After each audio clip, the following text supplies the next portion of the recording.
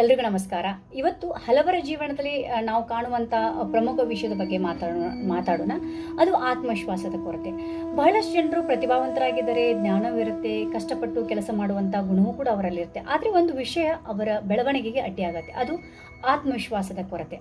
ನನಗೆ ಆಗಲ್ಲ, ನಾನು ಇತರರಷ್ಟು ಚಾಣಾಕ್ಷನಲ್ಲ, ಜನರು ಏನು ತಿಳ್ಕೊತಾರೋ ಏನು ಅನ್ಕೋತಾರೋ ಎಂಬ ಆಲೋಚನೆಗಳು ನಮ್ಮ ಮನಸ್ಸಿನಲ್ಲಿ ಬಂದಾಗ ನಾವು ನಮ್ಮ ಸಾಮರ್ಥ್ಯವನ್ನೇ ಅನುಮಾನಿಸಲು ಆರಂಭಿಸ್ತೇವೆ. ಸೊ ನಿಜವಾಗಿಯೂ ಹೇಳಬೇಕಂದ್ರೆ ಆತ್ಮವಿಶ್ವಾಸ ಕೊರತೆ ನಮ್ಮಲ್ಲಿರುವ ಶಕ್ತಿಯನ್ನು ಮರೆಮಾಡುತ್ತೆ.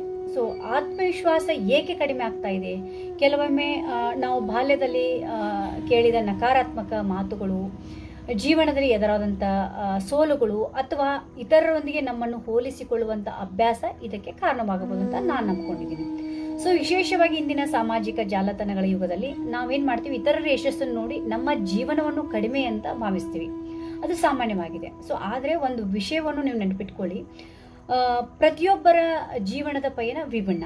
ನಿಮ್ಮನ್ನು ನೀವು ಇತರರೊಂದಿಗೆ ಹೋಲಿಸಿಕೊಳ್ಳುವಂಥ ಬದಲು ನಮ್ಮನ್ನೇ ನಿಮ್ಮ ಜೊತೆಗೆ ಹೋಲಿಸಿಕೊಳ್ಳಿ. ನೀವು ಪ್ರತಿದಿನ ಸ್ವಲ್ಪವಾದರೂ ಬೆಳೆಯುತ್ತಿದ್ರೆ ಅದು ನಿಜವಾದ ಯಶಸ್ಸು ಅಂತ ನಾನು ಹೇಳ್ತೀನಿ. ಆತ್ಮವಿಶ್ವಾಸವನ್ನು ಹೆಚ್ಚಿಸಿಕೊಳ್ಳುವಂಥ ಕೆಲವು ಸರಳ ಮಾರ್ಗಗಳಿವೆ. ಸೊ ಇನ್ನು ಮೊದಲೇದಾಗಿ ಹೇಳಬೇಕಂದ್ರೆ, ನಿಮ್ಮ ಬಗ್ಗೆ ನಿಮಗೆ ಸಕಾರಾತ್ಮಕವಾಗಿ ಮಾತಾಡಿ, ಸಣ್ಣ ಸಣ್ಣ ಗುರಿಗಳು ಇಟ್ಕೊಳ್ಳಿ, ಅವುಗಳನ್ನು ಸಾಧಿಸಲು ಪ್ರಯತ್ನ ಪಡಿ.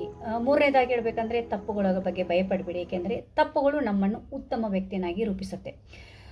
ಸ್ನೇಹಿತರೆ, ಆತ್ಮವಿಶ್ವಾಸ ಎಂದರೆ ನಾವು ಎಲ್ಲವನ್ನೂ ತಿಳಿದುಕೊಳ್ಬೇಕಂತೇನಿಲ್ಲ.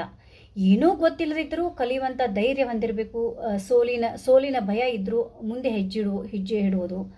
ಆದ್ದರಿಂದ ಇಂದಿನಿಂದ ಏನು ಮಾಡಿ, ನಿಮ್ಮ ಮೇಲೆ ನಂಬಿಕೆ ಇಟ್ಕೊಳ್ಳಿ, ನಿಮ್ಮ ಕನಸುಗಳ ಮೇಲೆ ನಂಬಿಕೆ ಇಟ್ಕೊಳ್ಳಿ. ನಿಮ್ಮ ಸಾಮರ್ಥ್ಯವನ್ನು ಎಂದಿಗೂ ಕಡಿಮೆ ಅಂದಾಜು ಮಾಡ್ಕೋಬೇಡಿ, ಏಕೆಂದರೆ ನಿಮ್ಮ ಯಶಸ್ಸಿನ ಮೊದಲ ಹೆಜ್ಜೆ ನಿಮ್ಮ ಆತ್ಮವಿಶ್ವಾಸದ ಆಗಿದೆ. ಸೊ ಅದಕ್ಕಾಗಿ ಈ ವಿಡಿಯೋ ನಿಮಗೆ ಇಷ್ಟವಾಗಿದ್ದರೆ ಲೈಕ್ ಮಾಡಿ, ಶೇರ್ ಮಾಡಿ, ಸಬ್ಸ್ಕ್ರೈಬ್ ಮಾಡೋದನ್ನು ಮರಿಬೇಡಿ.